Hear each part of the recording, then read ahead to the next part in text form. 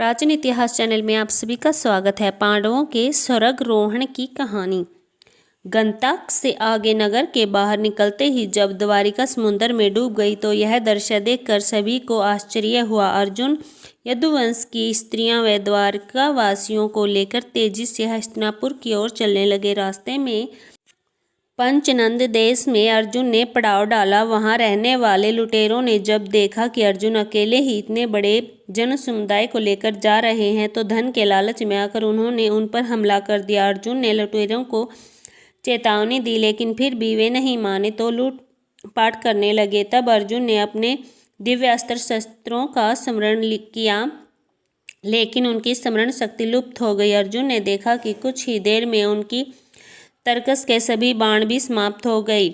तब अर्जुन बिना शस्त्र से ही लुटेरों से युद्ध करने लगे लेकिन देखते ही देखते लुटेरे बहुत साधन और स्त्रियों को लेकर भाग गई।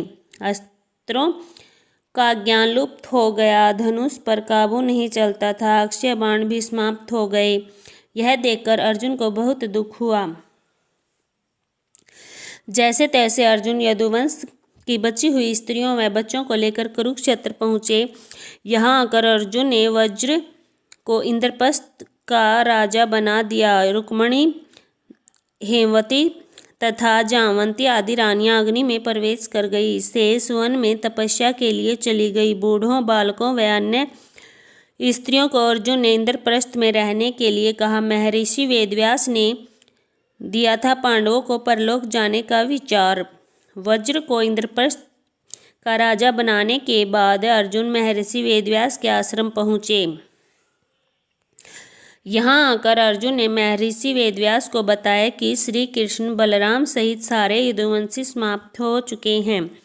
तब महर्षि ने कहा कि यह सब इसी प्रकार होना था, इसलिए इसके लिए शोक नहीं करना चाहिए। तब अर्जुन ने ये भी बताया कि किस प्रकार साधारण लुटेरे उनके सामने यदुवंश की स्त्रियों को हर कर ले गए और वे कुछ भी न कर सके।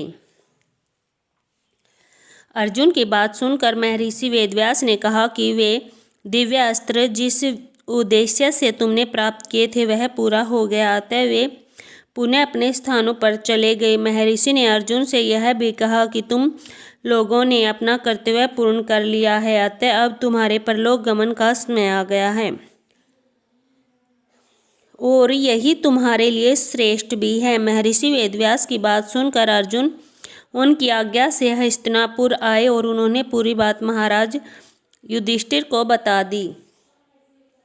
युधिष्ठिर ने यदुवंशियों के नाश की बात जानकर युधिष्ठिर को बहुत दुख हुआ। महर्षि वेदव्यास की बात मानकर द्रौपदी सहित पांडवों ने राजपाट त्याग कर परलोक जाने का निश्चय किया। अर्जुन ने युयुत्सु को बुलाकर उसे संपूर्ण राज्य की देखभाल का भार सौंप दिया और परीक्षित का राज्याभिषेक कर दिया। युधिष्ठिर ने सुभद्रा से कहा कि आज से परीक्षित हस्तिनापुर का तथा वज्र इंद्रप्रस्थ का राजा है, अतः तुम इन दोनों पर समान रूप से स्नेह कर रखना। इनके बाद पांडवों ने अपने मामा वसुदेव व श्री कृष्ण तथा बलराम आदि का विधिवत तर्पण व श्राद्ध किया। इसके बाद पांडवों व द्रौपदी ने साधुओं के वस्त्र धारण किए और स्वर्ग जाने के लिए निकल पड़े। पांडवों के साथ साथ एक कुत्ता भी चलने लगा। अनेक तीर्थों, नदियों व समुद्रों की यात्रा करते करते पांडव आगे बढ़ने लगे। पांडव चलते चलते लाल सागर तक आ गए। अर्जुन ने लोभवश अपना गांडीव धनुष व अक्षय तरकसों को त्याग नहीं किया था। तभी वहां अग्निदेव उपस्थित हुए और उन्होंने अर्जुन से गांडीव धनुष और अक्षय तरकसों का त्याग करने के लिए कहा। अर्जुन ने ऐसा ही किया। पांडवों ने पृथ्वी की परिक्रमा पूरी करने की इच्छा से उत्तर दिशा की ओर यात्रा की। यात्रा करते करते पांडव हिमालय तक पहुंच गए। हिमालय लांघ कर पांडव आगे बढ़े तो उन्हें बालू का समुद्र दिखाई पड़ा। इसके बाद उन्होंने सुमेरु पर्वत के दर्शन किए। पांचों पांडव, द्रौपदी तथा वह कुत्ता तेजी से आगे चलने लगे। तभी द्रौपदी लड़खड़ाकर गिर पड़ी। द्रौपदी को गिरा देखकर भीम ने युधिष्ठिर से कहा कि द्रौपदी ने कभी कोई पाप नहीं किया तो फिर क्या कारण है कि वह नीचे गिर पड़ी। युधिष्ठिर ने कहा कि द्रौपदी हम सभी में अर्जुन को अधिक प्रेम करती थी, इसलिए उसके साथ ऐसा हुआ। ऐसा कहकर युधिष्ठिर द्रौपदी को देखे बिना ही आगे बढ़ गए। थोड़ी देर बाद सहदेव भी गिर पड़े।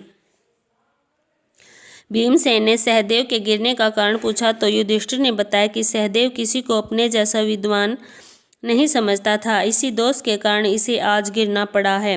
कुछ देर बाद नकुल भी गिर पड़े। भीम के पूछने पर युधिष्ठिर ने बताया कि नकुल को अपने रूप पर बहुत अभिमान था, इसलिए आज उसकी यह गति हुई है। थोड़ी देर बाद अर्जुन भी गिर पड़े। युधिष्ठिर ने भीमसेन को बताया कि अर्जुन को अपने पराक्रम पर अभिमान था। अर्जुन ने कहा कि मैं एक ही दिन में शत्रुओं का नाश कर दूंगा, लेकिन ऐसा नहीं कर पाए। अपने अभिमान के कारण ही अर्जुन की आज यह हालत हुई है। ऐसा कहकर युधिष्ठिर आगे बढ़ गए।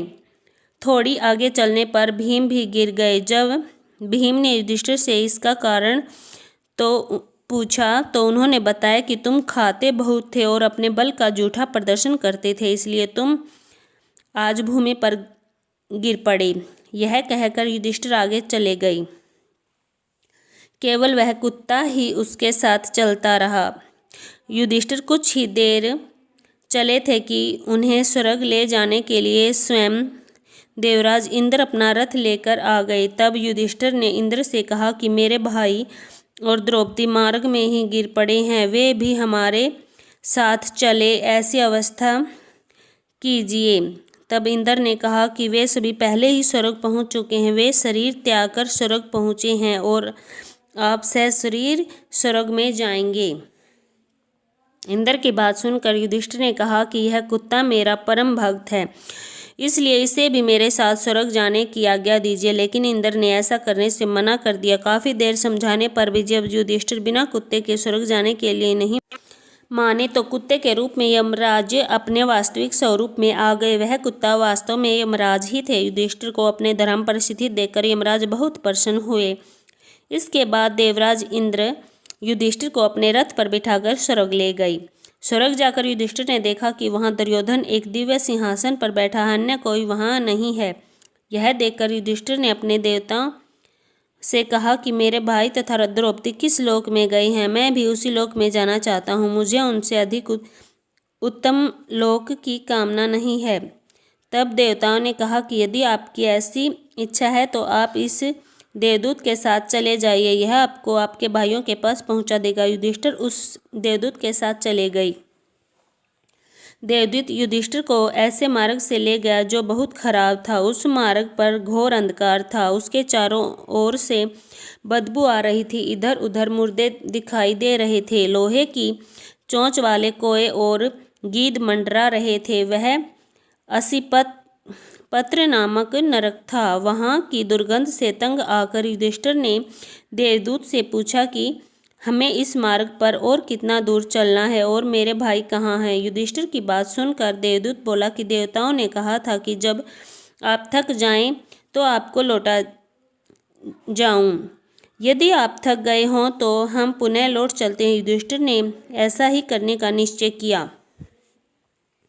जब युधिष्ठिर वापस लौटने लगे तो उन्हें दुखी लोगों की आवाज़ सुनाई दी। वे युधिष्ठिर से कुछ देर वहीं रुकने के लिए कह रहे थे। युधिष्ठिर ने जब उनसे उनका परिचय पूछा तो उन्होंने कर्ण, भीम, अर्जुन, नकुल, सहदेव व द्रौपदी के रूप में अपना परिचय दिया। तब युधिष्ठिर ने उस देवदूत से कहा कि तुम पुनः देवताओं के पास लौट जाओ, मेरे यहाँ रहने से यदि मेरे भाइयों को सुख मिलता है तो मैं इस दुर्गम स्थान पर ही रहूंगा। देवदूत ने यह बात जाकर देवराज इंद्र को बता दी। युधिष्ठिर को उस स्थान पर अभी कुछ ही समय बीता था कि सभी देवता वहां आ गए। देवताओं के आते ही वहां सुगंधित हवा चलने लगी, मार्ग पर प्रकाश छा गया। तब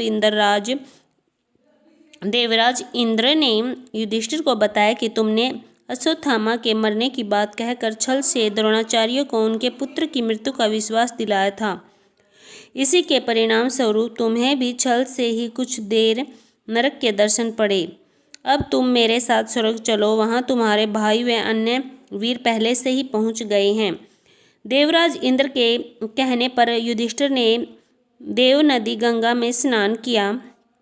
स्नान करते ही उन्होंने मानव शरीर त्याग करके दिव्य शरीर धारण कर लिया। इसके बाद बहुत ही महर्षि उनकी स्तुति करते हुए उन्हें उस स्थान पर ले गए जहां उनके चारों भाई कर्ण, भीष्म, धृतराष्ट्र, द्रौपदी आदि आनंदपूर्वक विराजमान थे।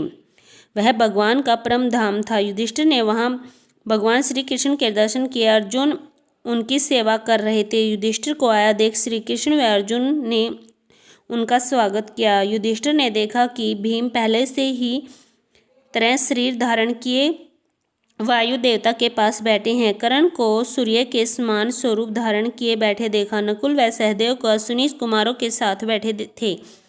देवराज इंद्र ने युधिष्ठिर को बताया कि ये जो साक्षात भगवती लक्ष्मी दिखाई दे रही हैं, उनके अंश से ही द्रौपदी का जन्म हुआ था। इसके बाद इंद्र ने महाभारत युद्ध में मारे गए सभी वीरों के बारे में युधिष्ठिर को विस्तार पूर्वक बताया। इस प्रकार युधिष्ठिर अपने भाइयों व अन्य संबंधियों को वहां देखकर बहुत प्रसन्न हुए। पांडवों के स्वर्गारोहण के इस प्रसंग के साथ ही महाभारत कथा का समापन होता है। ऐसी अच्छी अच्छी कहानियों के लिए हमारे चैनल को लाइक, शेयर और सब्सक्राइब जरूर करें। धन्यवाद।